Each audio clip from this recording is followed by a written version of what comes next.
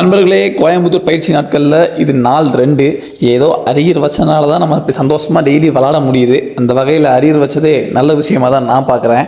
காலையில் இன்றைக்கி எந்திரிச்சதே லேட்டு, அதனால் டேரெக்டாக மதியான சாப்பாடு தான். நம்ம நண்பர்கள் நம்மளை கூப்பிட்டு போயிட்டாங்க. எங்கேன்னு கேட்டால் இங்கே ஒரு மதுரை முனியாண்டி விலாஸ் ஒன்று இருக்குது, சூப்பராக இருக்குன்னு சொல்லி கூப்பிட்டு போனாங்க. நானும் ஒரு பிரியாணி வாங்கி நம்ம ஊர் சால்னாவை போட்டு குழப்பி அடித்த பிறகு தான் அப்பான்னு இருந்துச்சு. மதியானம் ஒரு அருமையான லஞ்சை முடிச்சுட்டு நம்ம தம்பியை பிக்கப் பண்ணுறதுக்கு ஒரு கஃபே போயிட்டேன்.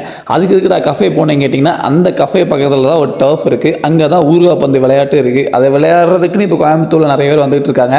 ஸோ அந்த கஃபே, பிக்கிள் பாலு, அதுக்கப்புறம் ஃபுட்பால் கிரவுண்டு எல்லாத்தையும் பார்த்துட்டு ஈவினிங் ஒரு டீயை போட்டு நம்ம பயிற்சிக்கு கிளம்பியாச்சு.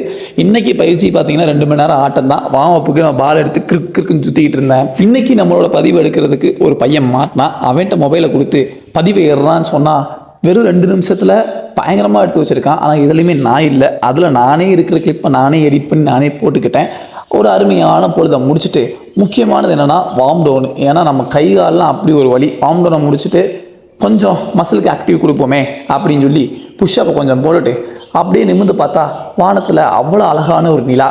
அதையும் பார்த்து முடிச்சுட்டு நைட்டு பரோட்டாவும் 1 சைடும் வச்சு இன்றைக்கி தாளை முடிச்சிட்டேன்.